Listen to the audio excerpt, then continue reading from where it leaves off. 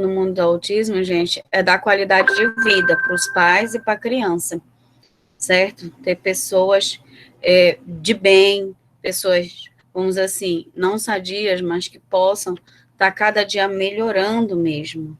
Porque a gente sabe, o autismo não é doença, a gente vai ver, certo? Então, esse conceito, né, as pessoas ainda hoje têm isso, que o autismo é doença. Não é doença, gente. Não se trata com medicação, né? Quando se trata com alguma medicação é porque é alguma comorbidade, como a gente chama, não que seja pelo autismo. Então, assim, eu tenho alguns enfoques para passar para vocês, certo? Eu quero que vocês anotem, por favor, o que eu vou passar para vocês. Nós temos 3 instrumentos de avaliação, né? Que é o fórum, certo? Atividade dos vídeos, que já tem 2 vídeos lá na plataforma, que vocês vão assistir, são vídeos curtos, e vocês vão me entregar uma resenha desses 2 vídeos, certo? E o prazo de vocês para entrega dessa resenha é até dia 20/7, tá? Então, vocês percebem que eu estou dando um prazo bem longo, porque eu não aceito depois, tá, gente?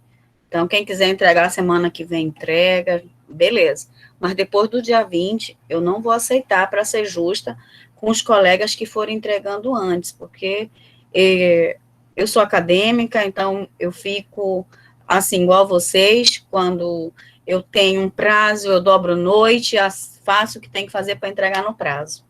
Então, eu também cobro isso quando eu sou professora. Então, vocês têm até o dia 20 de julho para me entregar essa resenha, certo? O outro instrumento é o fórum, que nós vamos fazer quinta-feira, certo? Ele vale 2 pontos esse fórum, tá? O nosso fórum agora vai ser pontuar, não vai ser só para disciplina, não. Vai valer 2 pontos, e vai valer a participação de vocês. Vocês vão poder escrever, não tem problema, e também nós vamos debater aqui, eu vou anotar o nome dos colegas que forem falando, tá certo? E aí, o nosso terceiro é a prova, que quinta-feira a Carol vai colocar a prova, e vocês vão ter 24 horas para fazer a prova e colocar na plataforma. Assim que acabar a nossa aula, a Carol já coloca, assim que acabar o fórum, né, a Carol já vai colocar na plataforma, e aí vocês vão ter 24 horas para entregar a prova. Tá certo, gente? Alguma dúvida? Não, professora, tudo entendido. Silene, por favor. Oi, amada. A última parte que você falou do trabalho. É a resenha, né, que você quer saber? Sim. Vocês vão ter até dia 20 de julho para estar entregando a resenha, tá? Que é o primeiro instrumento. E vocês vão ter o fórum, que vale 2 pontos também, e a avaliação vale 8 pontos. A avaliação vai ser logo após o fórum. Vocês vão ter 24 horas para entregar a prova, tá? E a resenha é sobre os vídeos. Os 2 vídeos estão lá, vocês vão fazer uma relação entre eles, tá? Okay. Vão me afirmar, né, se ele é ou não, tá? Vocês já tiveram acesso a esses vídeos? Já puderam assistir? Alguém? Ainda não vi. Já assisti os 2. Já assisti, já, professora. Ah, ótimo, são ótimos, né? É muito esclarecedor. Então, aí tem... Nós tínhamos também uma outra... Olha como eu sou boazinha. Tinha um texto enorme lá, mas aí, conversando com Carol, eu tirei. Que ia ser outra avaliação. Mas eu sou muito boazinha. Continue assim, professora. Aí eu deixei só mesmo esse vídeo lá, mas os vídeos são bem, bem bacanas. Certo, meninas? Meninas e meninos, né? Porque é mais mulher, aí fica... A gente tem que falar o correto. Carol, tá por aí, querida? Carol? Oi, professora, tô aqui, tô ouvindo. Então, gente, a Carol tinha falado que eu poderia começar hoje, a gente vai iniciar. Que hora que termina, Carol, nossa aula? Às 21, 22. Podemos dar um intervalo às 20h30. Eu agradeço, que eu estou já com sede aqui. Mas lembrando, professora, que hoje não é aula, tá? É só para a senhora passar um pouquinho da sua metodologia, vai apresentar o que tem que apresentar e amanhã começa com aula. Tá bom? Mas esse monte de slide não vai dar para tempo amanhã, não. A gente vai iniciar um pouquinho, né, dos slides, porque a metodologia é essa, é expositiva, participativa, tá? Que a gente vai avaliando vocês. Porque é importante, gente, que vocês tenham esse interesse, né? Além das mães que estão aqui, dos professores, os outros que são das outras áreas, tudo pode ser novo, né? Assim como tem muitos conceitos já para os que estão atuando, que já têm alunos, né? As mães, como a Agnes e a Kátia, que também são professoras, Jesus, né? A Juliana, pode ser novo para a Kátia, para o Frank, para a Rita. Então, né? Então, o que eu quero? Que seja uma aula participativa, que todos possam estar falando. Aqui não tem mãozinha, não, né? Para levantar quando quer falar, não. Nesse sistema de vocês.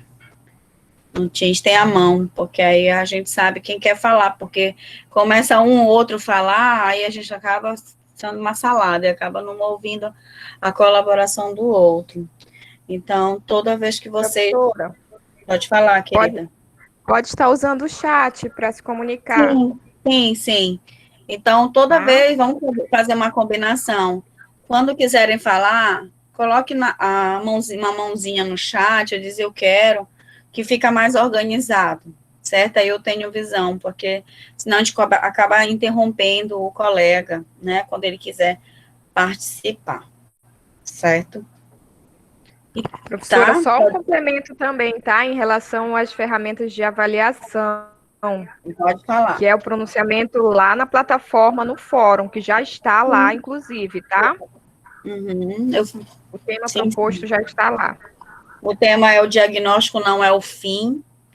Eu acho que é bem intrigante, né? Porque você fica pensando, quando eu tenho uma criança, né, que eu que sou mãe, você fica imaginando aquela criança, né, elucidando tudo que você precisa, ainda mais quando é o primeiro filho. E aí, quando você se depara de 1 ano depois, que muitos sonhos, né, os pais colocam assim, muitos sonhos vão sendo por outra linha, não que ele traçou, certo? Então, eu vejo assim, quando eu coloco o diagnóstico não é o fim, é o início, né, de uma nova jornada para os pais, para a criança. Então, a gente vai falar muito sobre isso. A Agnes e a Kátia, que são experientes, né, são mães. A Agnes descobriu cedo, não foi, Agnes, o autismo? Sim, com 9 meses. Olha só. Então, assim, a gente chama muito de autismo precoce. Quantos pais, igual a Agnes, nós não queríamos que descobrisse esse autismo cedo, né? Para que tivesse intervenção cedo. Hoje nós temos muito autistas que têm muito déficit, porque justamente os pais foram deixando, não, ele vai falar, não, ele vai andar, não, ele vai compreender, entender, e foram passando as idades, aí nós vamos perdendo essa criança para esse autismo regressivo que hoje a gente tem em mãos. Então, assim, hoje o Brasil, ele não está ele está fora da curva, vamos dizer assim, né, sobre o autismo precoce. Então, a nossa luta hoje é trazer a visão dos pais, quanto mais novo, melhor para intervir, sabe, gente? Então, hoje chegou uma criança com 4 anos, certo? Poxa, 4 anos, sendo que os pais observavam a dificuldade desde o primeiro aninho, no primeiro aniversário dele. Hoje ele tem 4 anos, a gente já considera uma criança autista já mais velha.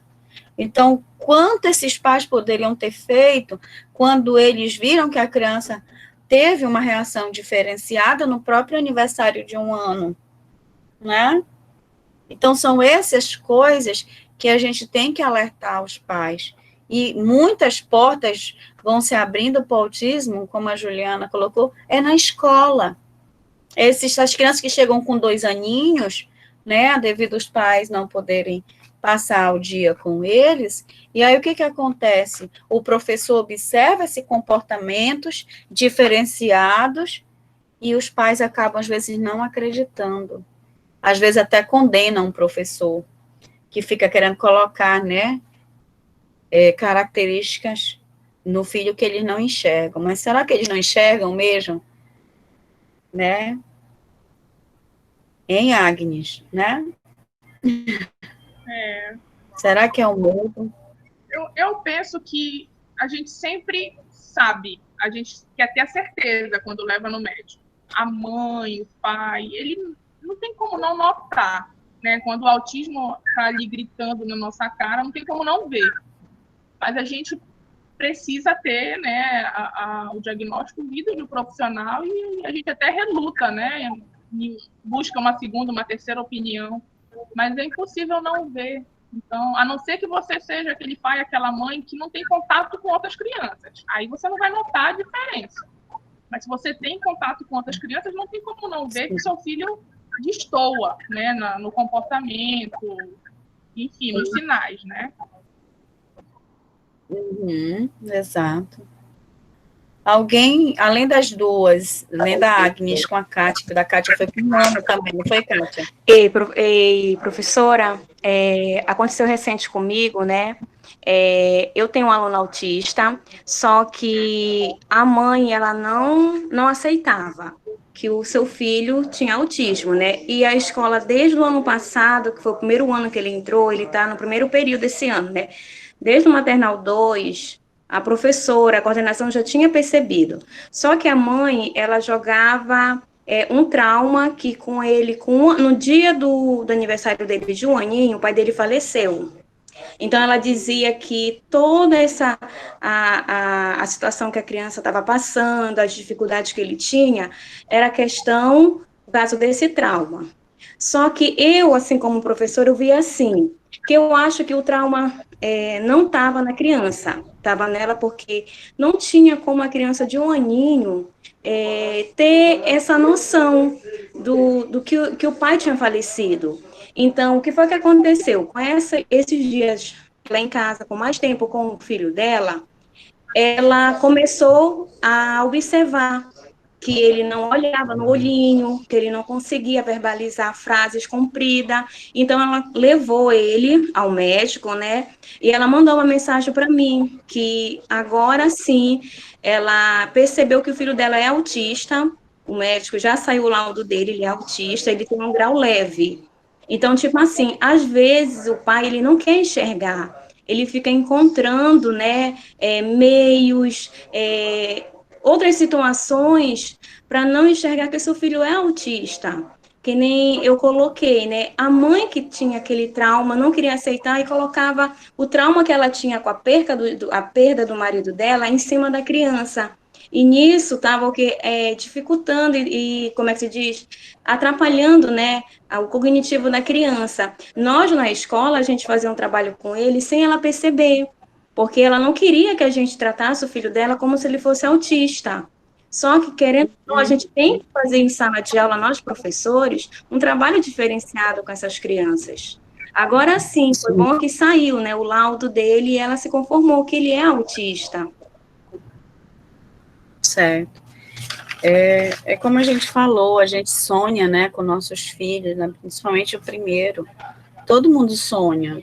Eu vou contar uma experiência, né, eu tenho uma filha apenas, ela não é autista, mas quando chegou no segundo ano, a minha filha, eu via que ela não aprendia, né, e quando ela aprendia, quando eu ia fazer o dever de casa com ela começava a chorar copiosamente, dizer que não sabia, que não estava entendendo. Então, eu passei na escola, e eu chegava na escola, dolorido, dizer, a professora dizia, mas ela faz tudo, tá tudo bem, ela é ótima, e você vê que isso só acontece dentro da escola, e por que não acontecia comigo, uma vez que eu sou da área, e aí eu comecei a me culpar, que eu só dava certo com as outras crianças.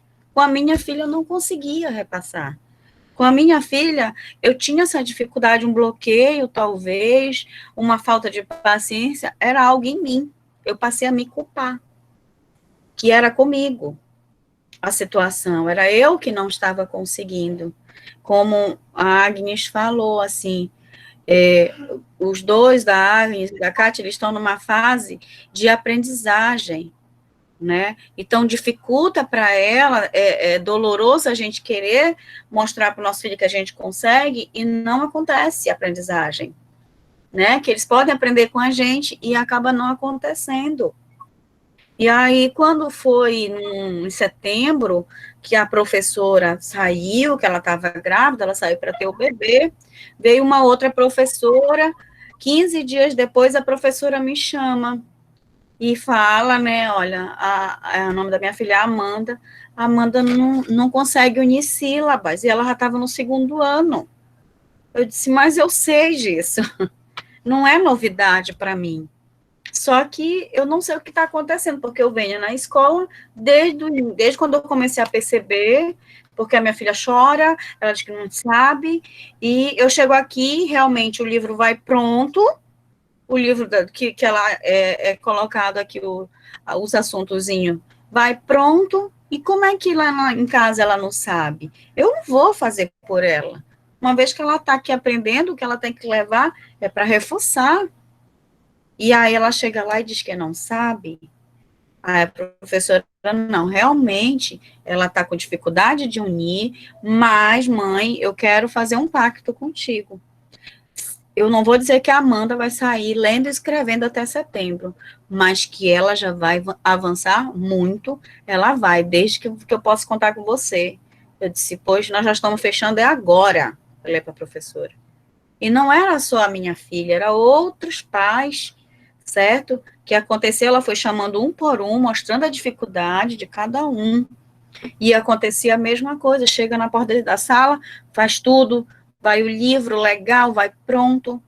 Então, qual é a dificuldade do professor colocar para os pais a real necessidade? O seu filho não está aprendendo. Agora, é chato você chegar na porta da sala de aula e ouvir do professor, ele faz tudo, né? Está aprendendo bem. E como é que na tua casa não acontece isso? Certo? É a mesma coisa das crianças autistas. Os pais não estão dentro da escola para saber se realmente ele está fazendo, se realmente ele está incluído, certo?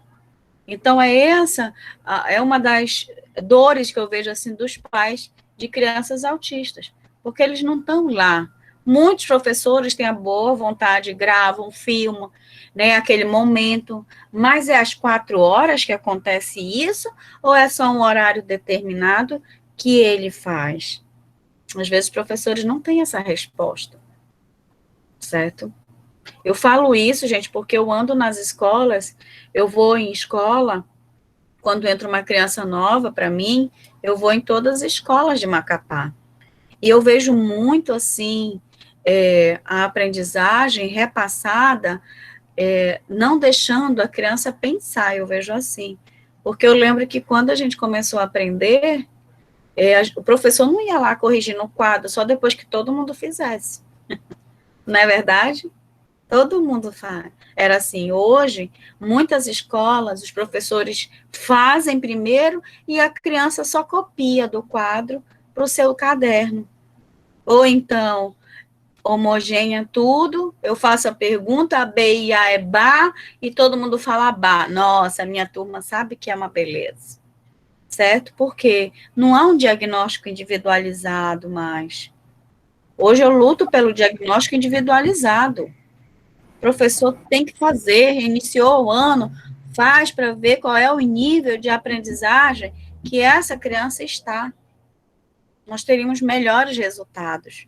Não fico pensando, o 3, 4 sabem e o resto vai tudo junto. Aí quando pega uma professora que quer ver mesmo a aprendizagem, ela percebe que essas crianças não sabem, gente. Então, foi isso que aconteceu com a minha filha, né? Então, o que aconteceu? Quando foi em dezembro, a minha filha lia e escrevia, gente. porque eu estava me propondo, a professora estava se propondo, né? A gente tem um caminho para as crianças. E o que foi que aconteceu? Queriam trocar ela, porque essa questão de escola particular, professor não pode seguir aluno, né? Tem disso. Aí a gente bateu o pé, todos os pais, não. Ela vai continuar, porque a minha filha aprendeu com ela. E ela vai para um ano bem decisivo, que é o terceiro. Eu preciso que ela tenha essa maturidade total de base que ela já perdeu no segundo ano, tá? Então, é esse tipo de professor que a gente quer para a criança autista, esse comprometido com a aprendizagem dele, que a gente, às vezes, não tem, infelizmente. Alguém quer falar? Professora, eu gostaria, Kátia. Tem duas Kátias, né? Eu sou Kátia Rocha, meu sobrenome. Então, além do professor comprometido, a gente também percebe muita questão da família. Eu vou falar da minha experiência agora em tempos de pandemia.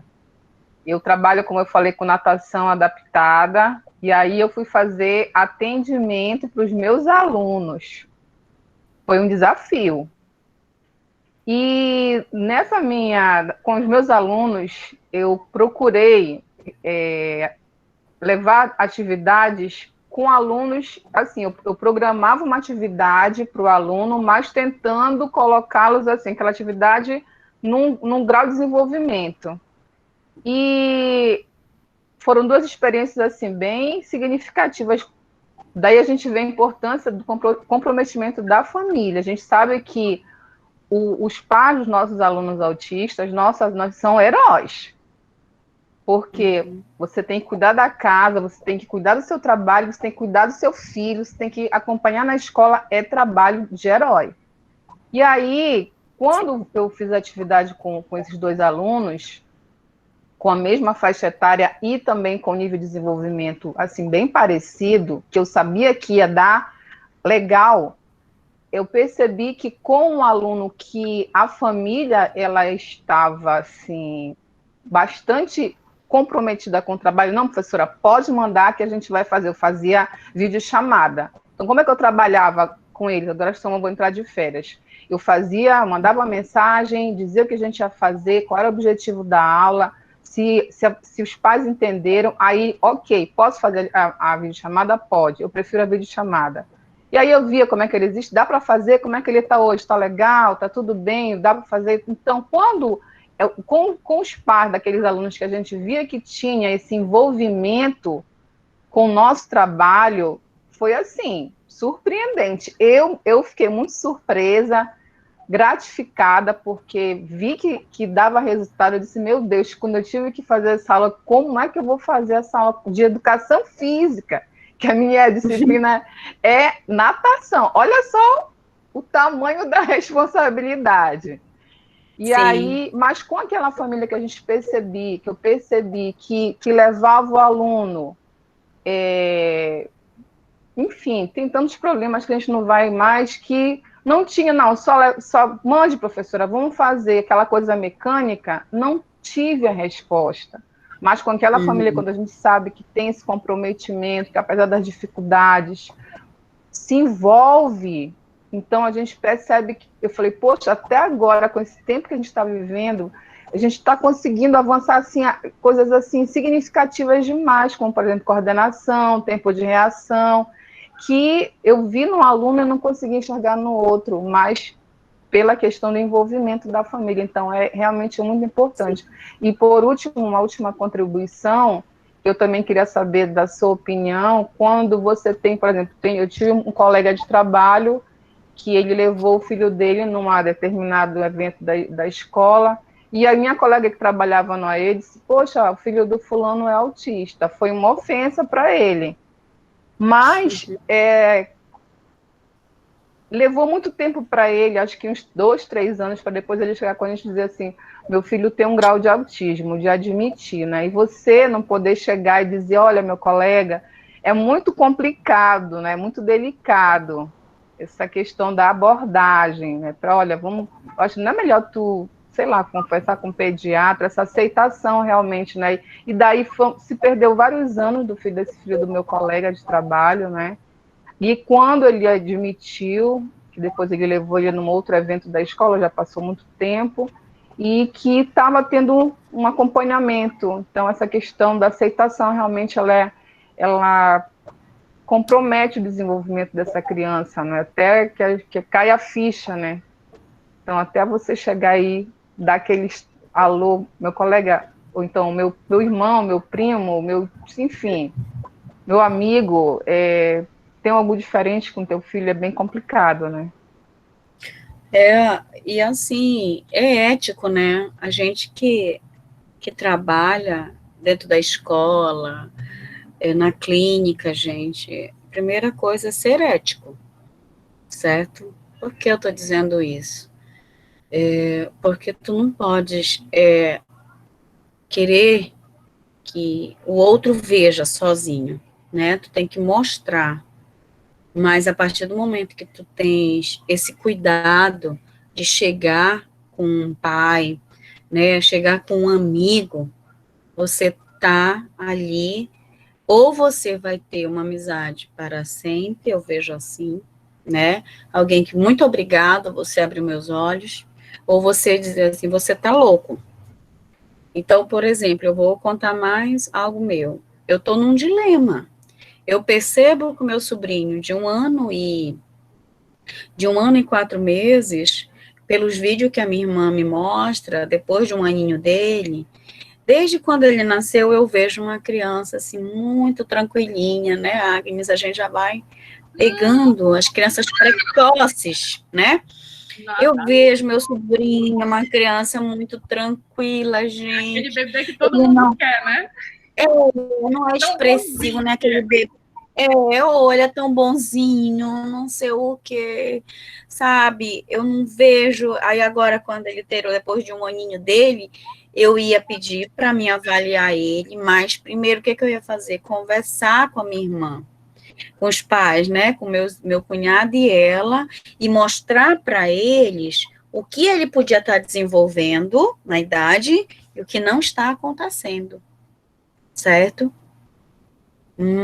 Qual é o meu medo da minha irmã dizer, você, porque tu trabalha com isso, tu acha que toda criança tem, Silene, certo? A linguagem está atrasada, eu não vejo meu sobrinho nem pouco balbucio, né, já era para ele estar falando alguma coisinha a mais. Então, é você pisar em ovos, principalmente quando é da família, porque tu não sabe como é que eles vão receber essa informação. Verdade. Tu fica com muito medo, Fica parecendo que a né? gente vê autismo em tudo, né? Em tudo, né, Agnes? É. Tudo. E muito, infelizmente, depois que vocês com a pós e com o curso, os que estão iniciando, você fica mais aguçado ainda. Verdade. Onde tu vê, pode ter certeza. Dificilmente a gente vai errar. Difícil. Então, isso é um dilema, sabe, Kátia?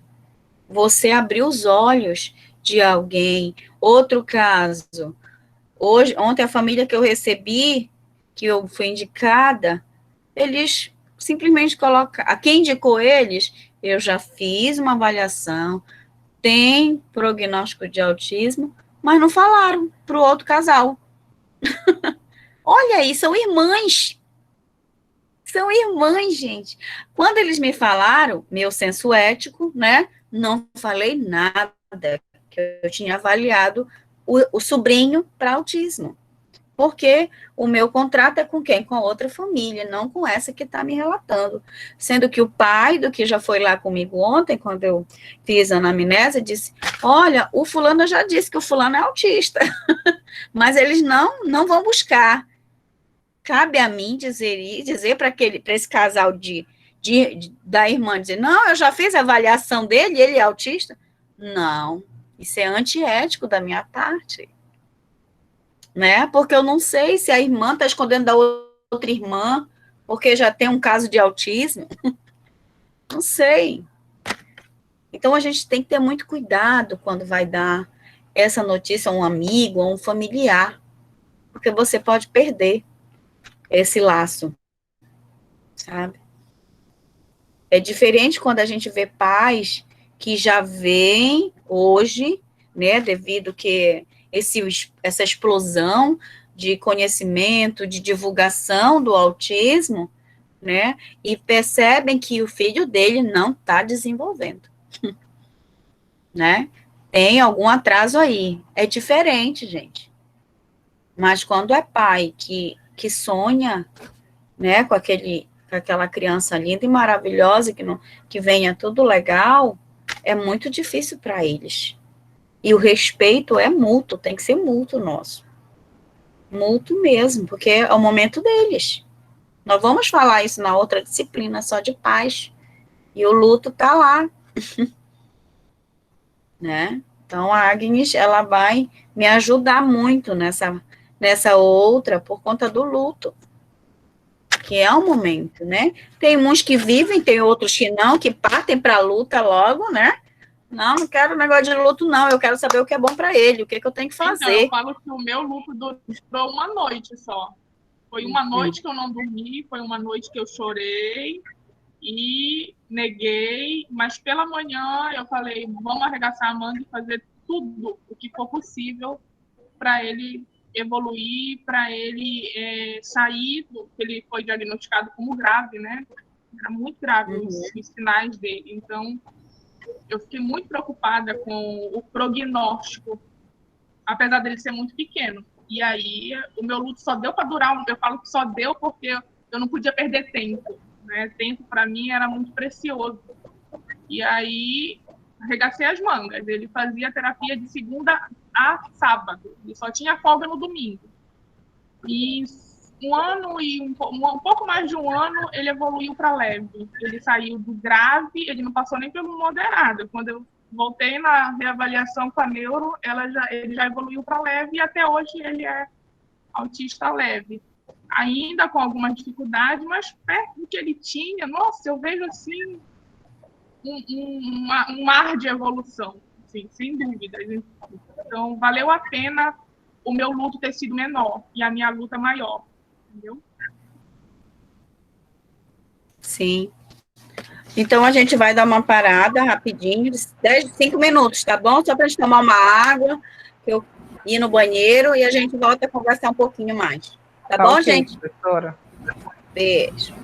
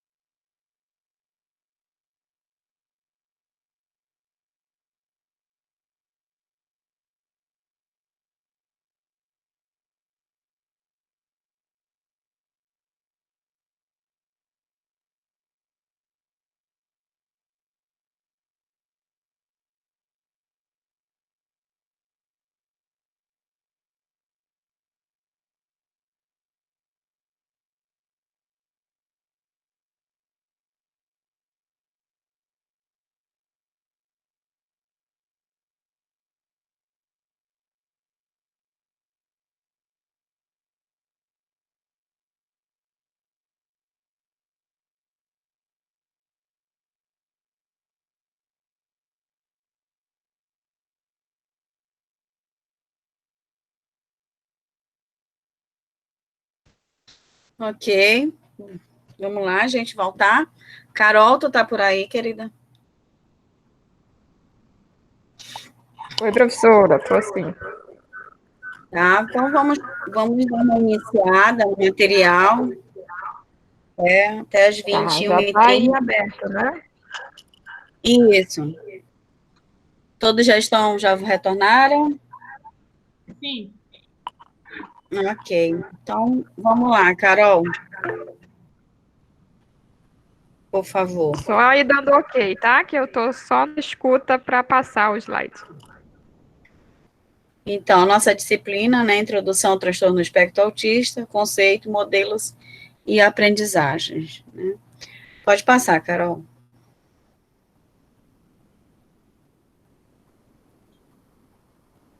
Aí a gente buscou conceitos do TEA, né, onde iniciou, o que mudou, quais as definições atuais, né? Então, eu vim trazer desde o histórico até o que está acontecendo hoje.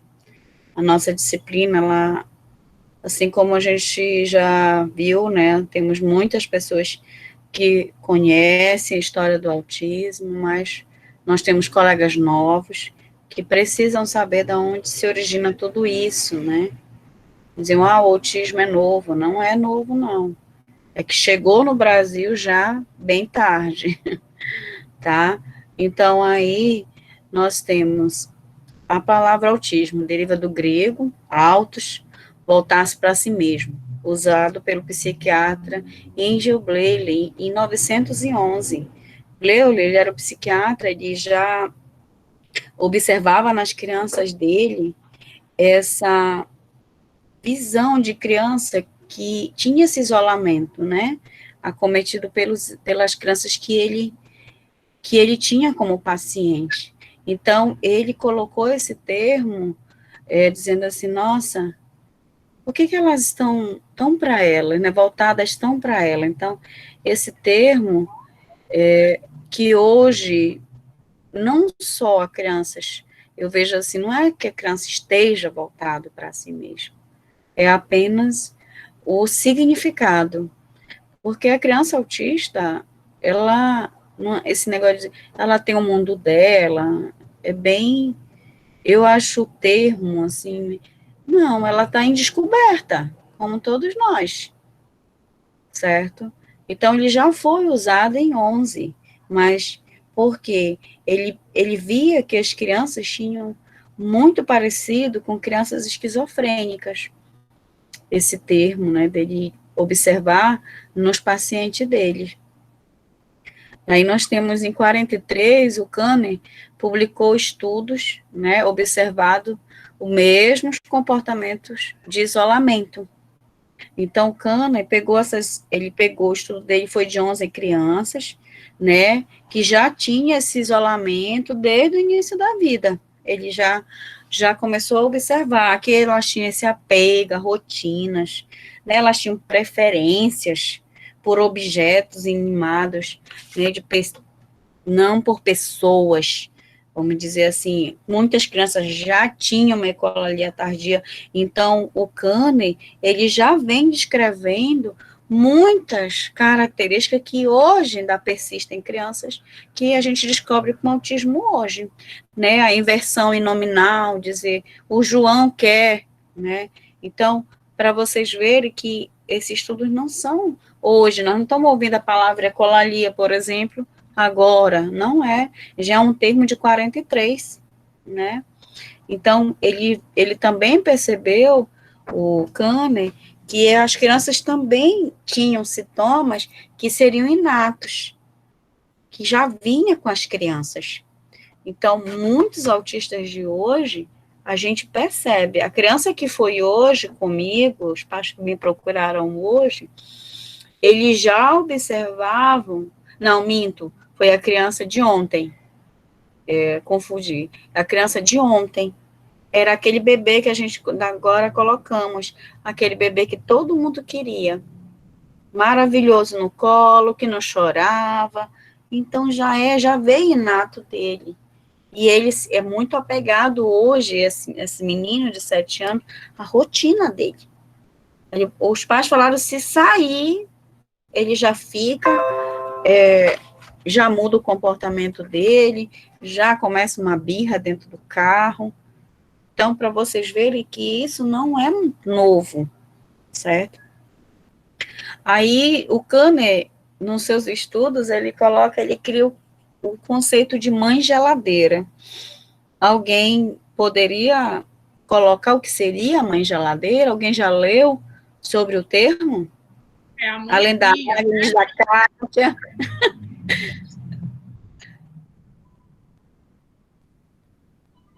Ninguém vai Alguma...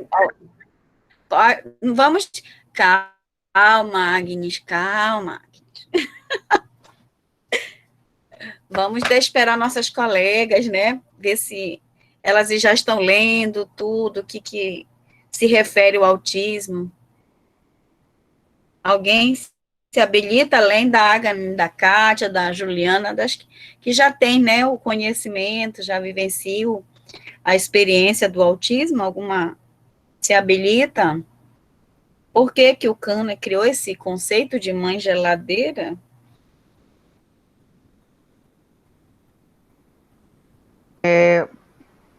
Professora, é a Kátia que está falando, outra Kátia, a Kátia Rocha.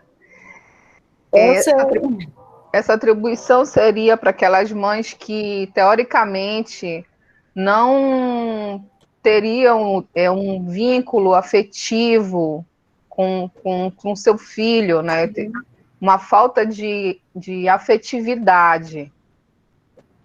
Isso, exatamente. Para com a criança, mas que poderia ocasionar, né, na criança, seria culpá-la, né, por não ter um vínculo tão forte afetivo, que isso acabasse refletindo na criança, nessa falta de afetividade, essa frieza. Uhum. Só que o que eu percebo, que o Kanner, ele teve uma visão equivocada, né, dessa mãe. Porque você tira hoje pelas mães de hoje. Ele atribuiu, né, o isolamento da criança, né, da criança querer viver isolada, não ter afetividade, não mostrar essa afetividade, à mãe, certo? Essa afetividade que fria, né, que a criança autista, muitos pensam que ele tem, não é frio não, né, algo obsessivo. Então essa teoria, ele atribuiu o que ele via na criança, então ele achava que os pais também, no caso as mães, que eram e que são até hoje, né, o grande vínculo maior da criança autista. Então, ele achava que isso era inato, que a criança estava apresentando essas características devido à sua mãe, e não era. No entanto, em 44, não. Depois, esse pensamento dele caiu. Ele mesmo fez um manifesto, né, dizendo que não é esse o conceito, que o autista não apresenta esses comportamentos obsessivos, esses apegos e essa falta de interesse, de reciprocidade, devido à sua mãe, mas sim porque é inato muito deles, né? E aí nós tivemos outra pesquisa em 44, com o Hansper, né, publicado sobre os padrões de comportamento, certo? Aí, o estudo do Hans já foi mais pleno, vamos dizer assim, né? Isso foi uma tese de doutorado dele, do Hans, a psicopatia autista na infância, porque o Hans, ele já pegou as crianças, 400 crianças, e via que essas crianças, elas já tinham um QI, né, mais alto, já considerava uma criança mais inteligente, né, ela tinha melhores habilidades. Então, e o comportamento padrão dela já eram diferente das que o Beulah e o Kanner definiram, certo? Então, foi uma nova forma de descrever as personalidades, né, da criança, a empatia que ela tinha. ela tinha baixa, ele fala na tese dele que realmente elas apresentavam, né, baixa capacidade de fazer amizades, que eles tinham esse negócio do monólogo, que eles tinham já o hiperfoco em determinado assunto, né, no caso, hiperfoco é um interesse especial. Eu gosto só de dinossauro, né, eu gosto só de carrinho, eu gosto só de assuntos voltados para astronomia. Então, eram crianças que a gente chama hoje de alto funcionamento, né? Ou são os savantes também, nós vamos ver mais lá para frente. Então, esses autistas já eram autistas bem mais diferentes, né? De característica colocada por Bleuler e o Kanner, tá? Então, eles tinham, mas o que acontecia muito com as crianças do Ramsper? É que elas tinham muita dificuldade motora. Elas já apresentavam. Hoje, a Agnes até falou que o filho dela tem dispraxia motora, né, Agnes, que tu comentou no início? Sim, sim. Tem. Pois é. Isso é uma complicado agora nesse processo de alfabetização, né? Exatamente. Mais para frente a gente vai ver as comorbidades e muitos autores colocam que o autismo ele nunca vem sozinho, gente. Ele sempre traz uma comorbidade. Nós vamos ver mais lá para frente. Pode passar, querida.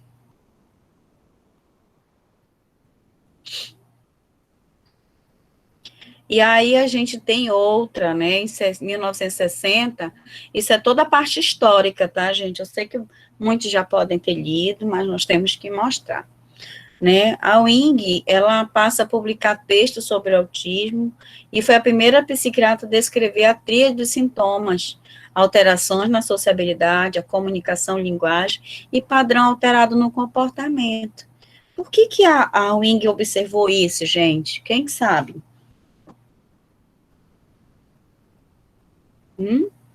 Por que ela conseguiu descrever essas características aí e publicou? Já em 60, né? Já quase passaram-se 20 anos depois. Porque ela tinha uma filha autista, gente. E tudo, eu digo que tudo começa com os pais, né? Tudo que nós conseguimos hoje é com os pais. Então, a Wing, ela já foi mais à frente do que os dois. Eu percebo, né, que a minha filha apresenta esses padrões aqui de característica autística.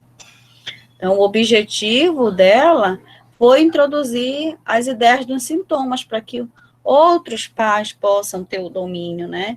O que pode ocorrer, né? Das características, quais são as intensidades, que diferenças tem uma criança de outra. Então, ela conseguiu descrever isso no texto dela. Sendo que a Wing, ela pegou muitas ideias também do Hans. Ela pegou do Hans muitos estudos dele para que ela pudesse chegar, né, nesse conceito da tríade já. Aí o Lowas introduziu a ideia de que a criança com autismo aprendem habilidades novas através de técnica de terapia do comportamento, porque o Lowas também tinha uma filha autista. Para vocês verem que tudo vem com os pais. E aí o Lowas vem dizer, olha, não adianta a gente ficar enxugando gelo, né? Modelos de terapias tem que ser comportamental e não psicodinâmicas, que a gente chama, né? Que está dentro da análise, dentro da psicanálise. Antes se usava muito a psicanálise para tratamento autista. Então, o Lowas depois que ele começou a experimentar com a filha dele, ele foi percebendo que ela foi melhorando as habilidades dela.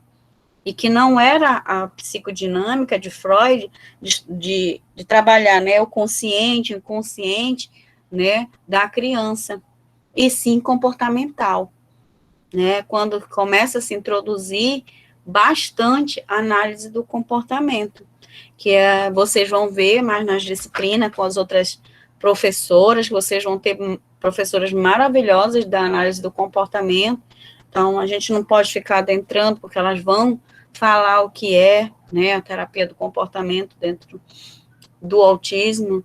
Então, foi daí que se iniciou esse acompanhamento terapêutico, tá?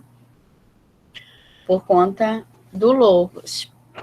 Aí nós temos o autismo infantil, ainda persistia como um subgrupo dentro das psicoses infantis. Era considerada uma forma de esquizofrenia, porque ele ainda tinha muito ainda o pensamento de quem? Lá atrás do Bleuler, né? Que o autismo era um estado esquizofrênico, porque não se tinha ainda muitas pesquisas, né? Então, no entanto, muitas pessoas hoje ainda nem sabem, ainda tem aquela visão do autista, né? O que bate cabeça, né? O que se morde, que quer pegar a pessoa para bater, né? E não é dessa forma, porque vai ver, não era só o autismo que essas crianças, que o Bleuler tinha, né? Que o Kanner tinha. Vai ver, elas tinham outras comorbidades e eles chamavam de psicoses infantis. Então, a partir daí, eles tiraram essa nomenclatura, né? Na década de 80, o autismo recebeu um novo conhecimento especial, diferente da esquizofrenia, que está composto em 3 componentes dessa mudança. Pode passar, querida.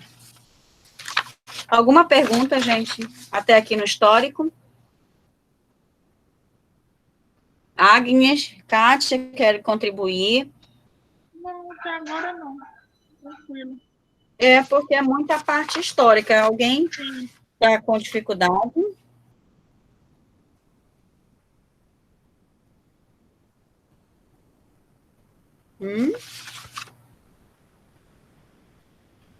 Então, o que aconteceu, né? Quando a gente fala na década, o reconhecimento, gente. Porque a partir daí, a gente começou a ter o quê? Mais estudos científicos, né? Uma denominação diagnóstica correta e critérios específicos para o autismo, né? Então, o problema passou a ser tratado como uma síndrome já, um distúrbio de desenvolvimento e não mais uma psicose infantil, porque eles atrelavam muito ao comportamento da criança, que eram crianças muito agressivas, e hoje você vê, tem muita coisa por trás para levar um autista a ser agressivo, né? São as inflamações estomacais, cerebrais, então tem muita situação para que essa criança seja agressiva, né? Tem muito, não só a ver com comportamento, mas com cognitivo também. Então, o que eu chamo a atenção é mais para o primeiro, respaldo das teses biológicas sobre o autismo. Esses estudos, o próprio Kanner, na época de 43, ele descreveu o problema de saúde dessas crianças que ele atendia, né? Que as crianças vomitavam a comida, que sofriam gripes, otites, que hoje muitas crianças autistas elas apresentam. Só que na época não tinha muito estudo, mas a partir de 1980 já houve essa reviravolta, essas novas teses biológicas, não só comportamentais, né, e neurológicas. Já se ouve falar de uma outra situação, né? Tira-se muito a supervalorização dos sintomas comportamentais e mentais. Então, aí, a gente já pega esse respaldo para as teses biológicas do autismo, tá? As pessoas com autismo passam a dar depoimentos, escrever biografias. Eu não sei, vocês conhecem a Temple Green?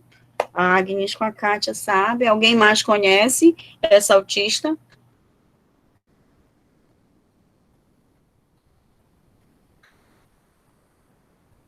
Alô? Alguém aí? Me deixaram, não foi? Já ouvi falar, professora, também. A Temple Green, ela é maravilhosa. O que o livro dela, quem puder ter, eu vou mostrar no final o livro dela. ela escreveu esse livro, né, fizeram um filme baseado no que ela coloca sobre o autismo, e aí no livro ela conta que, bem engraçado, né, você acaba rindo no livro, que ela conta que quando ela ia para terapia, ela, fonoaudiológica, ela não falava a tempo, e aí a terapeuta fonoaudióloga ficava falando para ela, esse é um copo, olha, esse é um copo azul, repita copo azul. E aí ela dizia que aquilo incomodava ela, que ela já sabia que era um copo azul, e aquela terapeuta não sabia o pensamento dela, que ela já sabia aquilo. Por que ela estava repetindo? O que ela queria, Fono? Que ela falasse. Mas ela já sabia o conceito, já sabia a associação, e aquela Fono insistia em dizer que aquilo era um copo. Então, para vocês verem que, olha a forma do pensamento da Trample, né? E é o que hoje acontece dentro das terapias, na escola. Às vezes, os nossos autistas mais moderados, mais graves, eles já sabem um conceito. Só que a gente quer uma resposta deles, não é isso? A gente sempre quer uma resposta. E a gente não leva em consideração a leitura deles, né? Tipo assim, dizer, olha, eu já sei, tu já me ensinou. Por que às vezes eles recusam uma atividade? Pode ser porque eles já sabem, mas a gente fica insistindo porque a gente quer resposta, né? A gente, terapeuta, é um bando de pidão. Pede pro menino até não querer mais. Só sabe pedir. Não é verdade, Agnes? Fica pedindo para a criança. Então, nós somos um povo pidão. Então, a gente tem que começar a ter essa sensibilidade de leitura da criança, não só no olhar, mas corporal, né? Porque ele te emite essa comunicação, os que não falam. Você tem que só ter mais sensibilidade para saber o que ele quer realmente, se ele já aprendeu realmente. Aí as teses psicodinâmicas passam a contar com uma base cognitiva, então foi quando começaram a considerar a base não só comportamental, mas cognitiva da criança, né, que não se resume só ao comportamento, mas um todo, tem que ver que essa criança é uma criança pensante, né, que ela consegue resolver problemas cognitivos. Então, foi coisas muito novas dentro do autismo em 80. Nos anos 70 e 80, foram surgindo estratégias educacionais e comportamentais dirigidas a pessoas com autismo. Aí a gente já pode ir percebendo que começou o quê? Se estruturar, né? Tudo para o autismo. A década de 80, eu vejo de 70 a 80, começou uma idade de ouro para as crianças autistas. E isso não era aqui não, tá, gente? Era nos Estados Unidos, tá? O Brasil vai ser um outro mundo já.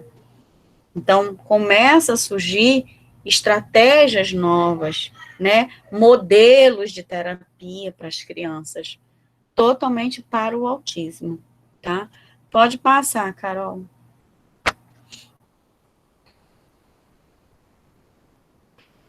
Não, você pulou. Ah, não. Ah, tá. É o 5, né? Aí nós temos a classificação do autismo em 80, ele deixou de ser psicose infantil, isso foi muito bom, né? Tira a criança dessa classificação que a criança é esquizofrênica. Já pensou se hoje nós tivéssemos esse termo ainda? Nossa, os pais estariam muito mais horrorizados, né? Passa a ser considerado um transtorno evasivo do desenvolvimento, que é o TID.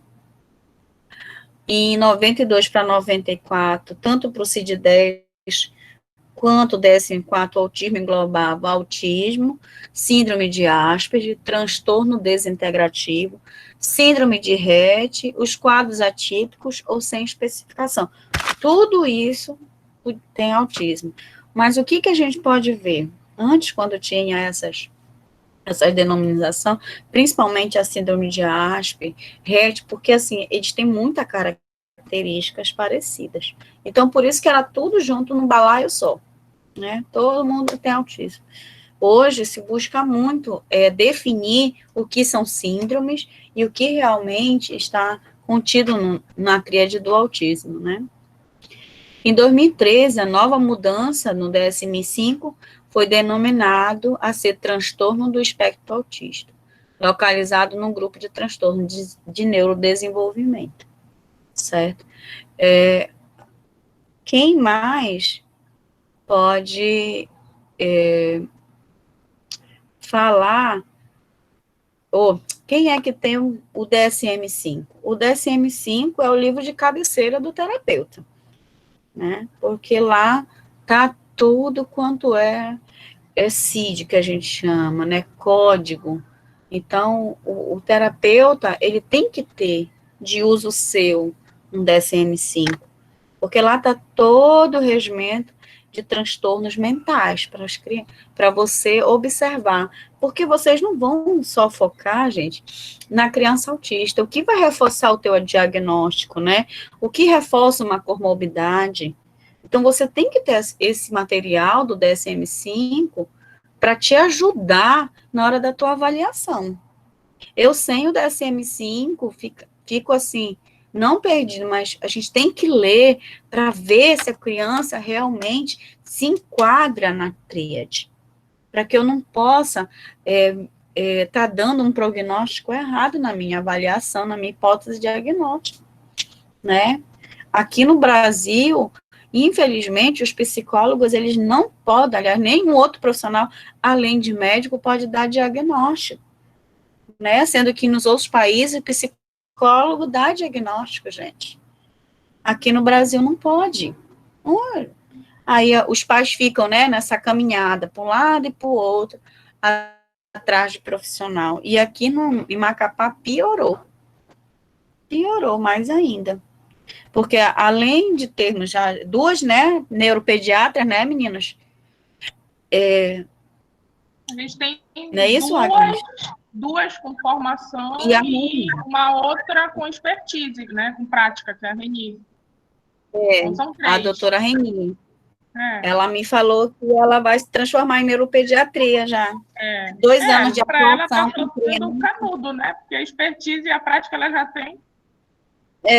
Porque ela estava me explicando, eu encontrei com ela semana passada, ela disse que, como ela já vai fazer 2 anos, né, de prática com crianças, ela já pode se tornar neuropediatra. Olha que legal, né? Vai ser ótimo. Vai. Mais uma profissional, que é o que falta muito aqui no nosso estado. Essa falta de profissional. Mas o olhar dela e a avaliação em si, não sei o que você acha, mas na minha opinião, não deixa nada a desejar para as outras duas, não. Não, a Reni, gosto muito do trabalho dela. Tem um olhar clínico ali muito apurado. Gosto muito das avaliações dela. Avaliações dela eu também gosto muito. E aí ela disse, não sei, com a prática de eu estar utilizando, né, como meu público, a maioria hoje é criança, então a própria Academia de Medicina já me dá esse direito. Olha que legal. Então, nós vamos já ter mais uma profissional, mais uma médica, sendo que essa criança, ela necessita, né, desse apoio dos profissionais. Muitas delas não fecham, gente, diagnóstico nenhum, enquanto não passam com a neuropsicóloga, né, enquanto não passam com fono, com a TO, com os psicólogos, não passa. Faz uma avaliação mais apurada, gente, né, Agnes? A gente faz algo maior. Então, o DSM-5, ele veio para auxiliar isso, sendo que ele já vai passar por uma nova transformação, possivelmente. O que eu soube, que eles vão tirar, vai ser apenas duas características só para o autismo. A comunicação, ela vai entrar dentro do comportamento, aí possivelmente vai ser só 2 para fechar. Então, assim, vocês têm que ter o DSM-5, gente. Quem não tem, procure comprar o DSM-5 para ter em casa, para ajudar, porque vem outros transtornos, não só autismo na mão de vocês, né? Quem gosta de trabalhar com outras crianças vai ajudar muito esse livro, tá? Eu vou mostrar a capa lá no finalzinho, tá? Pode passar, Carol. Aí é o panorama do autismo no Brasil, né? O autismo foi chegando devagar, né? Foi gradual, porque o termo era desconhecido. Muitos pais poderiam passar, né, por esse caminho, mas não sabiam que era autismo, por conta da ideia de psicose infantil. Em 2015, eu fui num congresso, gente, em São Paulo, de autismo na vida adulta. Acho que tu não foi não, né, Agnes? Não. Esse de adulto, não. Foi muito legal. Eu fui nesse de adulto, Silene. 2015? 2015. Que maravilha. Então, não vou estar falando sozinha. Então, o que me chamou a atenção nesse congresso foi a forma agressiva de alguns pais abordarem, sabe quem? O Salomão Schwartzman. Salomão Schwartzman é um dos maiores psiquiatras em autismo do Brasil, maiores nomes, certo? Só tinha ele praticamente, né? Então, assim, teve muita agressividade na palestra dele quando foi aberto, porque ele fechou laudos, né, de psicose infantil, e era autismo. E aí, muitos pais, que filho já tinha 20 e poucos anos, 25, 30 anos, gente, tipo assim, foi uma lavagem de roupa dos pais com ele. Porque não tinha essa nomenclatura de autismo, né? Se fechava como psicose infantil. E aí vieram em busca de culpá-lo. Foi bem difícil. Pensa numa palestra difícil de ficar, porque não era um, não era 2, era vários pais, sabe? Dizendo que ele tinha errado, que ele não era um bom médico. Gente, vocês não têm noção. Sabe? Então, e ele falou, ele foi muito sincero. Ele disse, nós não tínhamos material há 20 anos atrás, ele falou. Nós não tínhamos isso. Tínhamos o que era da Academia de Medicina, que era uma psicose infantil. Certo? E aí, em 83, emergiu a primeira associação de familiares e amigos autistas. Quem começou tudo de novo? Os pais. Os pais começam tudo, gente. Tudo de novo. Foi aí que surgiu os AMAs, né? Hoje nós temos o AMA, aqui também em Macapá. Para quem não sabe, ela tá lá na Fazendinha agora, né, meninas? Tá para lá, a AMA. Então, nós temos essa associação aqui. Ainda não, Silene. Ainda não mudou? Ainda não. Com a pandemia foi adiada a inauguração de lá. Poxa, foi mesmo, Kátia. Então, assim, foi se crescendo esse movimento, né? E foi percebendo quanto de autista nós tínhamos no Brasil. Hoje nós temos um número fechado? Não temos. Nós íamos ter, né, se essa pandemia não tivesse atingido, porque o IBGE ia fazer essa pesquisa, né, esse ano. Mas aí nós não tivemos o censo, nós não tivemos essa oportunidade, né? Esperamos que o ano que vem a gente possa ter, porque é muito, gente. Eu acredito que seja mais de 2 milhões que nós tenhamos no Brasil já. Hoje o que nós temos é um levantamento através das carteirinhas que os estados, né, propuseram fazer, mas é um recorte muito limitado daqueles que buscam a carteirinha lá do TEA, né? Mas já existe aqui no estado nós já temos um levantamento até antes da pandemia, né, de 830 pessoas já cadastradas. A gente já tem um pequeno mapeamento. Olha, que muito legal, gostei, hein? 830, né? 830. Você tem um quantitativo de crianças pequenas, tipo assim, de até 3 Sim. anos. Tem? Tá. Rita, você Sim. pode falar um pouquinho para nós? Sim. Como eu trabalho dentro de política pública voltada diretamente para o autista no Estado, em parceria com as demais unidades do Brasil, nós já temos um recorte desse estudo, onde nós temos por idade, por incrível que pareça, 40% dos autistas do estado do Amapá já estão na fase de 16 a 19 anos. 40%. Daqui a 2 anos, nós vamos ter quase 50% na fase adulta. Certo. Deixa eu te fazer uma pergunta, Kátia. E essa pesquisa é Macapá ou é Amapá? Não, essa pesquisa é a Rita que está falando. Essa pesquisa ela é do estado do Amapá, entre todos os municípios que nós já fizemos esse levantamento. É no estado do Amapá.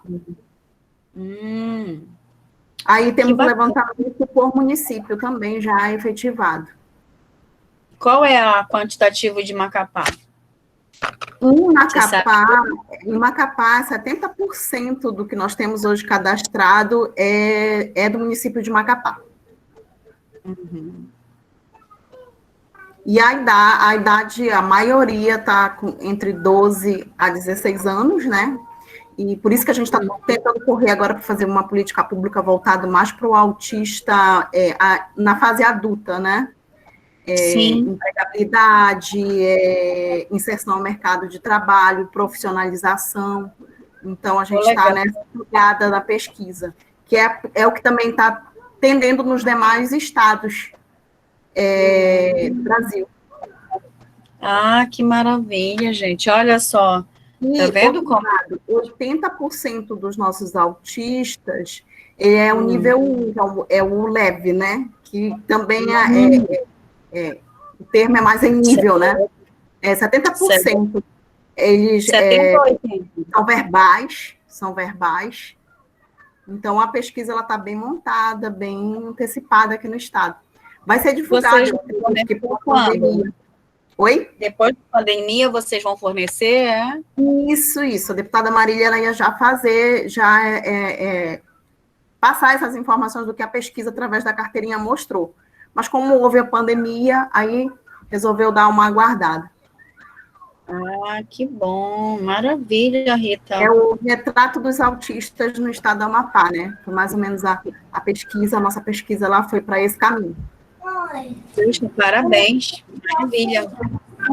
E essa questão dessa pesquisa, de certo que tem bem mais crianças, porque falando de grupos, né, que a gente participa, que a gente tem, são as mães que procuram esse atendimento lá para tirar a carteirinha são mínimas. Eu falo por mim, eu não tenho a carteirinha ainda, entendeu? Nunca me interessei de ir ainda tirar a carteirinha. Então, são poucas mães que vão atrás da carteirinha, então não entram na pesquisa. E a gente vê um boom muito grande de crianças sendo diagnosticadas com autismo, principalmente nessa fase de 2, 4 anos, hoje aqui no Amapá, dentro do que a gente acompanha nos grupos que a gente participa. Né, dentro do que a gente vê, dentro das associações que a gente vem participando ao longo desses anos aí.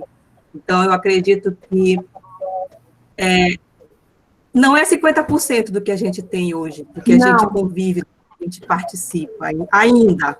Né? A gente precisa fechar mesmo esse trabalho de mapeamento dessas crianças. Onde estão essas crianças? Né? Eu sempre falo com as meninas, quando a gente está em roda de conversas, que as mães que a gente vê são sempre as mesmas, né, que tem esse acesso, mas tem muita criança que não tem acesso a isso, que a família não tem esse conhecimento, essa busca, e estão ali isoladas, e a gente precisa chegar lá nessas crianças, nessas famílias, e trazer...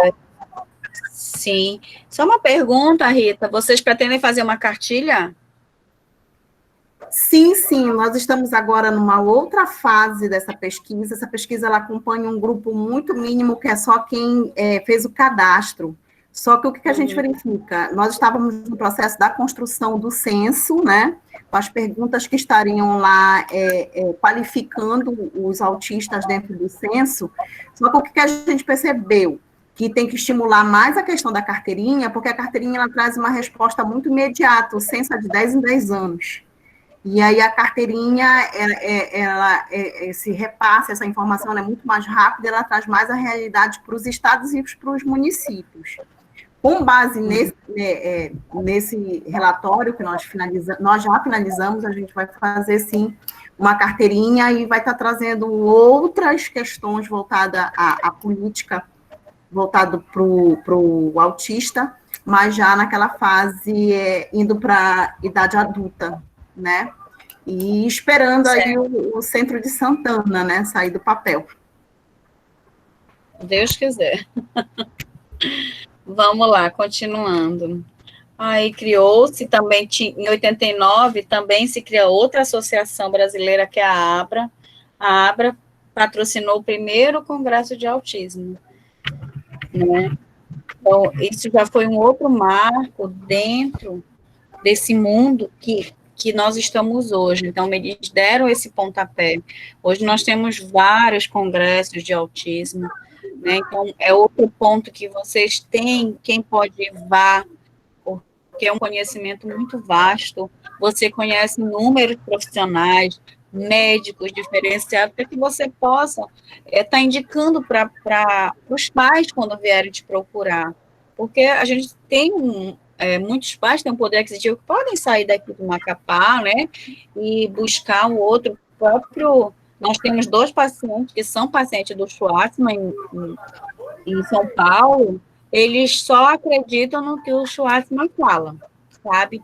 Sendo que a gente tem 3 médicos muito bons em Macapá, mas a família escolhe, né? A família que busca. Então, a gente deixa à vontade eles, a gente tem as nossas aqui, né? Então, em 91, alguém está com o áudio ligado, gente?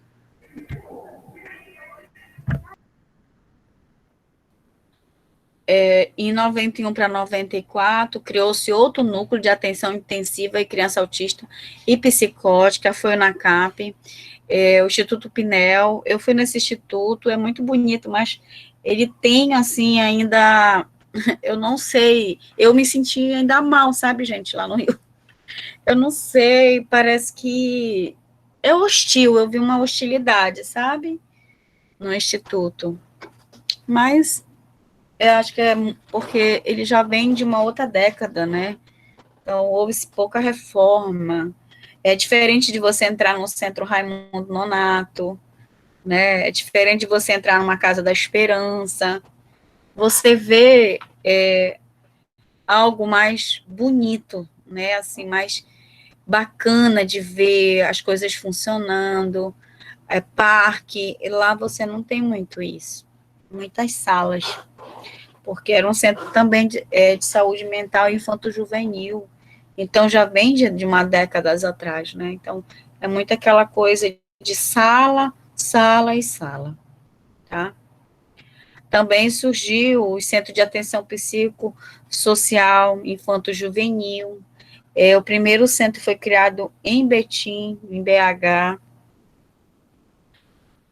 em 98 para 2001, criou-se outro centro, também 2 centros no Rio, o Pequeno Rãs e a Elisa Santo. No Rio de Janeiro tem a escola, foi a primeira também escola surgir, né, lá em Niterói. Foi a primeira escola que surgiu, a de autista, né, onde até a Berenice Piana, que vocês vão ouvir muito dela aqui quando forem trabalhar políticas, né, foi ela que começou com esse projeto. Então, tem alguns estados que já têm essa escola, né, clínica escola, que a gente chama, que é lindo, é muito bonito. Eu vi por fotos que o professor Eugênio Cunha, quem conhece, ele também é um autor de autismo, ele me passou algumas fotos, convidou, mas nenhuma das vezes que eu fui no Rio eu pude ter oportunidade de ver, mas só pelas fotos, é um instituto muito bonito, a Clínica Escola, que é um instituto que poderia estar no Brasil todo, mas por conta de quê? De apoio, né, político, do sistema, não tem. São poucos lugares que tem a Clínica Escola. E aí, o que foi consolidado? O CAPESI, né? O CAPESI hoje é o que nós temos, de forma que ajuda, sim, mas a demanda é muito grande. Temos alguns médicos que não estão capacitados para atender criança autista, né? Estão lá porque são concursados ou porque são contrato e tem que estar lá, né, atendendo. O que salva muito, eu vejo os CAPESI, gente, é os profissionais, os psicólogos, os TOs, os fonos, né, que estão lá, mas muitos médicos deixam a desejar mesmo no diagnóstico, né. Teve uma criança que veio, hoje ele é adolescente, ele chegou no CAPESI ali na Pedrinhas, ele tinha 4 anos de idade, e durante 3 anos e meio, o médico não quis fechar ele como autista. 3 anos, tendo terapia, as próprias profissionais, eu li, o pai me entregou todos os acompanhamentos dele, né, e eu pude ler como as colegas colocavam as características autísticas e o médico não fechava, não colocava, né, o CID do menino. Então, atrapalha às vezes.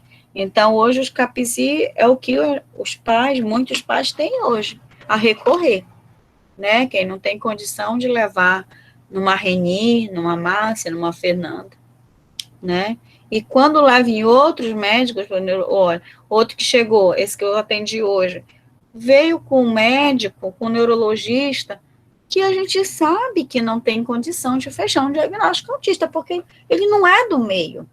Ele é um médico neurologista que atende outras demandas, não autista. Mas quem indicou, me conta? A escola. Como é que a escola vai indicar um médico que a gente sabe que pode dar esse diagnóstico, mas que não vê o autismo na criança? Por quê? Ele não tem experiência, né? Como as outras médicas que a gente conhece. Não fechou. Diz que o menino não é autista. E o menino, as características, os pais, desde criança, o menino tem todas as características do autismo. Certo? Aí indicaram a Reni, ele foi para uma outra escola, e aí indicaram a Reni pediu as avaliações da equipe multidisciplinar. Entendeu? Eu passei por isso, Silene, com o meu sobrinho, que eu digo que é meu filho, né, que eu crio desde pequeno. Foi quase 5 anos para eu conseguir ter o diagnóstico, mesmo com todas as psicólogas me dizendo que era autista, o psiquiatra não concordava. Então, meu sobrinho, assim, foi muito tempo para eu conseguir o CID dele, de fato. E não existia essa concordância entre os dois. Pois é. Para você, isso é tão bom você testemunhar, Rita, para a gente ver como não está distante da gente isso, né, dos professores que colocam, né, que mostram para os pais, olha, tem que procurar, eu não fecho, mas ele tem um comportamento diferenciado. Então, quando tu tens alguém que possa te ajudar e indicar as pessoas corretas, os pais logo conseguem o diagnóstico nessa linha. Porque é isso que acontece, sabe? Fica, se joga, não joga, né? Sai de um local, vai para outro, não consegue. Então, isso angustia os pais, né? Porque justamente os CAPESIs eram para acolher essas famílias, né, que não têm condições de pagar particular e fechar o laudo. Porque eles fazem avaliação, estimulam e não fecham. Foi isso que aconteceu com essa criança. As profissionais faziam tudo, né, e ele não fechava o diagnóstico. E aí o menino hoje, o ano passado, 13 anos, a escola ele chamou, vem cá, não tem condição, ele é pai, aí o menino cheio de outras demandas, que perdeu a mãe, né, o ano passado, o menino tendo comportamento disruptivo de todas as formas dentro da escola, o menino com quase 1,60 m, ninguém dava conta dele, dentro da escola. Então, quando o pai traz olha o histórico desse menino, tu vai olhar, poxa, os colegas colocaram lá, né? Então, se tivesse tido uma intervenção continuada, como as colegas vinham fazendo, hoje ele não apresentaria esses comportamentos, certo? E me preocupa mais ainda que eu soube que o pai faleceu agora com Covid, gente. Piorou. Quem é que vai estar por esse menino? Ele tem 13 anos. Olha que dor. Perdeu o ano passado, aí perde o pai agora. Né? Como é que fica essa criança, esse menino de 13 anos? É muito doloroso, né? Porque ele poderia ter tido ajuda lá aos 3, 4 anos. Aí vai ter agora com 13. Então, os CAPSIs, eles eram para ter essa visão. E os médicos que estão lá é para acreditar em quem realmente trabalha de verdade, que são os profissionais. Mas não acontece. E isso é uma das histórias, né, que a gente vê muito. Tá?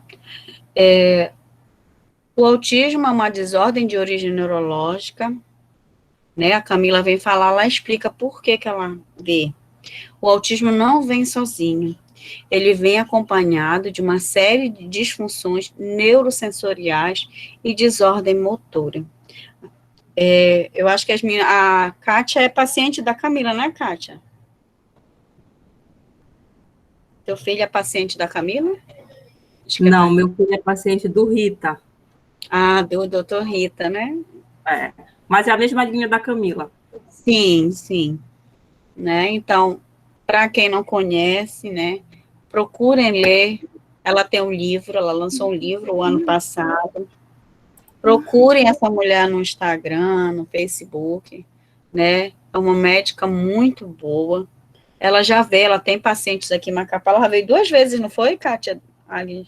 Sim, ela vinha agora em maio, mas a pandemia não deixou. A pandemia não deixou. Então, assim, é uma médica muito boa de ouvi-la. O filho dela é autista, né? Então, assim, ela coloca muito a vivência dela com o filho dela. Por que ela falou que essas questões, né, dessa disfunção que ela observou, como foi que ela chegou nessa visão do autismo para o filho dela? Ela vivenciou um momento com ele, eles estavam no parque, ele teve um tombo, né? E aí, quando ele levantou, ela conta que ele ficou confuso, né? Ele não sabia onde era o local de subir do escorrega-bunda. Então, ela coloca que ela percebeu que o autismo dele não era só no comportamento, foi logo quando ela descobriu o autismo dele. Porque ela também tinha muito essa visão do autismo do comportamento, né? Ser só o comportamento.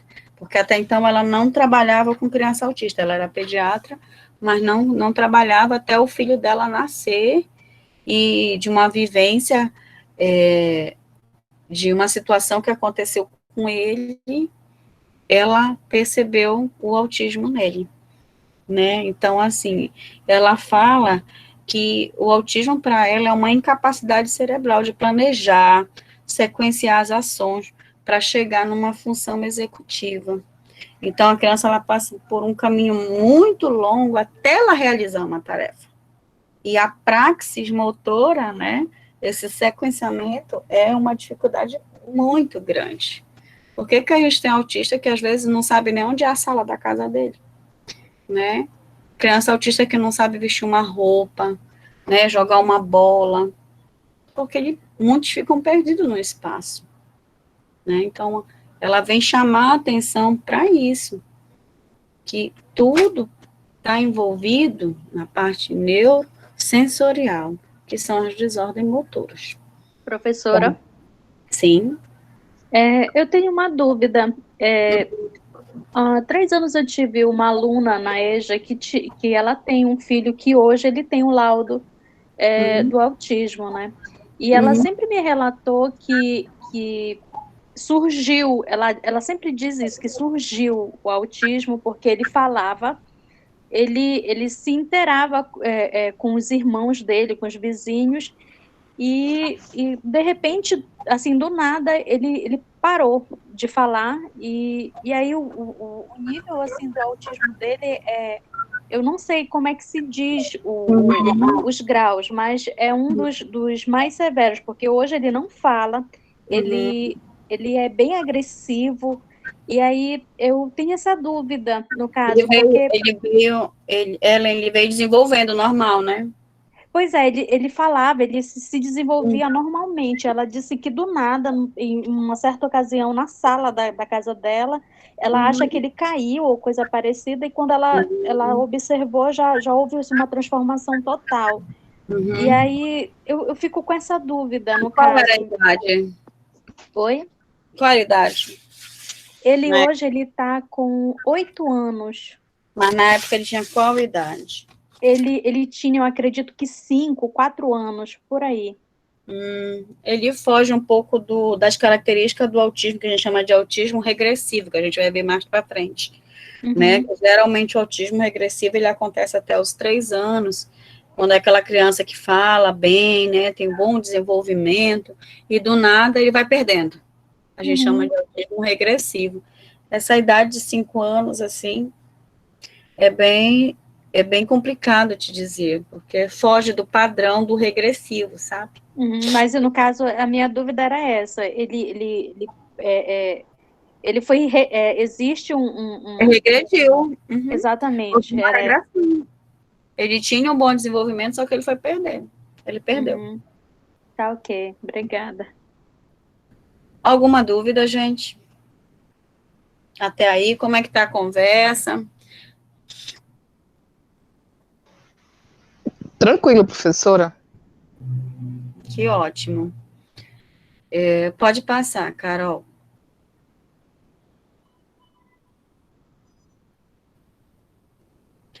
E aí nós temos o quê? A nossa tríade, né? Por onde a gente consegue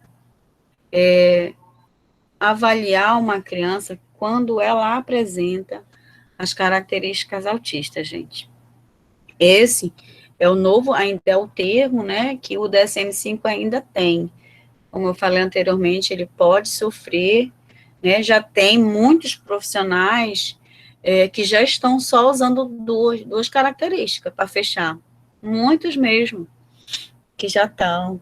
Porque aqui no Brasil, a gente ainda está muito lento em relação ao autismo, né, nós ainda estamos lentos demais, certo? Mas um dia a gente vai chegando lá, né?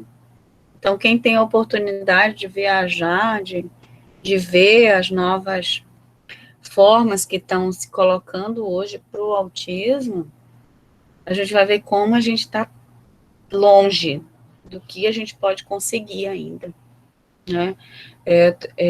Tem uma professora que vai dar, a professora Isa, ela vai dar as políticas. A Isa viajou, ela foi para a Inglaterra, né? Ela foi observar umas escolas da Inglaterra, e aí ela perguntou, né, como é que eles tratavam as crianças que tinham autismo, o que eles faziam. Eles falaram que não tem nada de diferente, que a criança autista, ela participa. Ela disse, Lene, das escolas que eu fui, a única, tinha uma escola só diferenciada, que eles tinham tipo uma concha, né, que a criança autista que se sentisse de uma forma diferenciada, ela entrava ali naquela concha e lá ela ficava.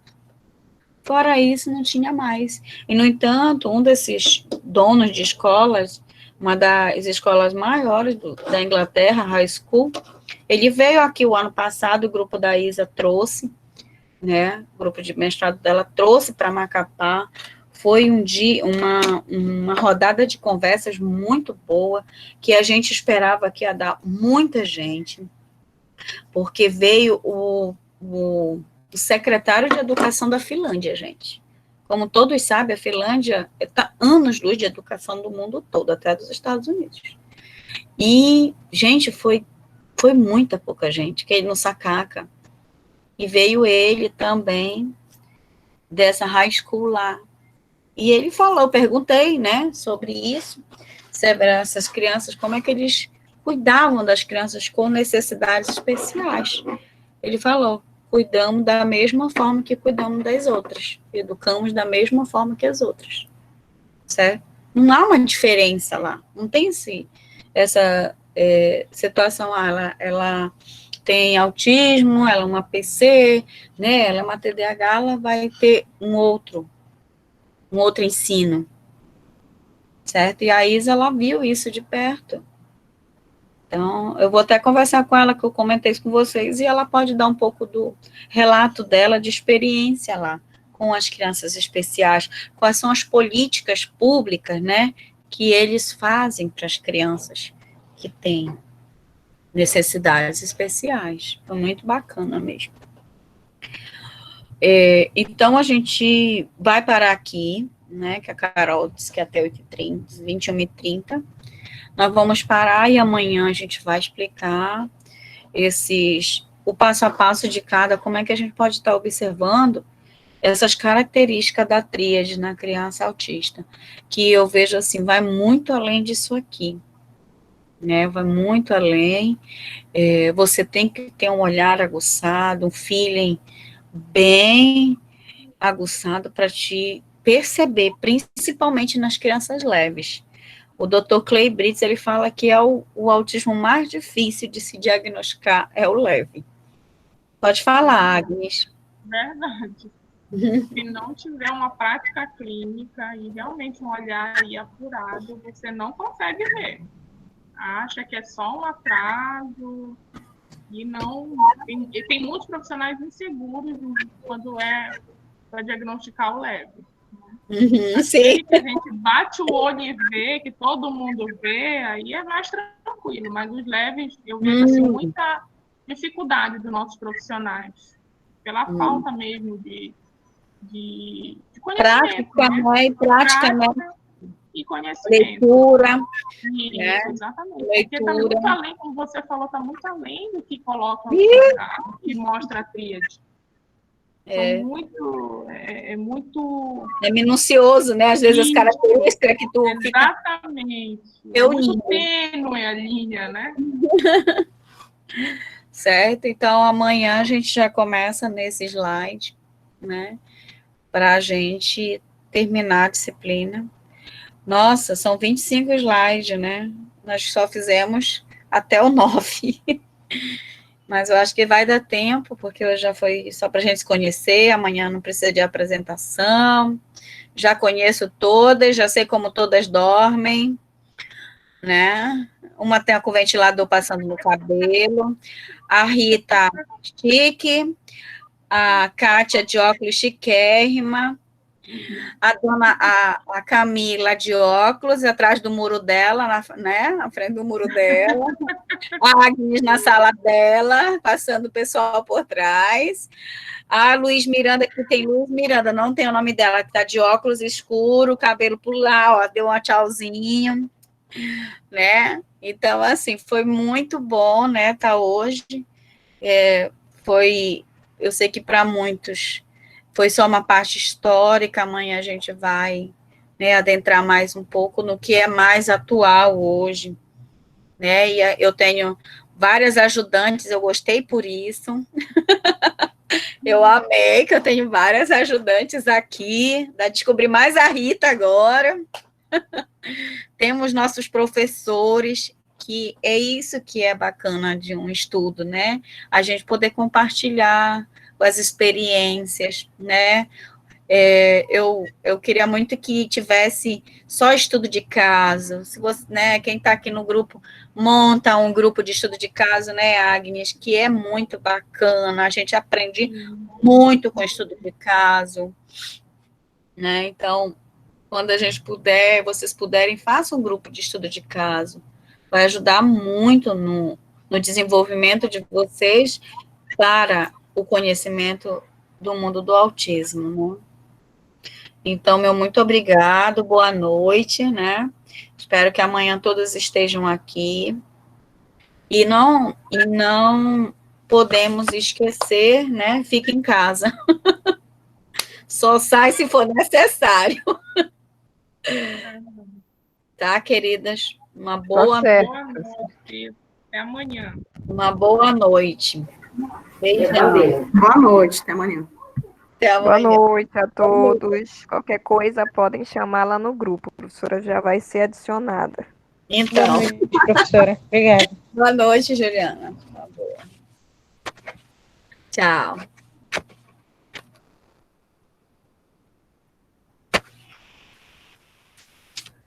Nós tínhamos pouca gente, né, Carol? Deu 23.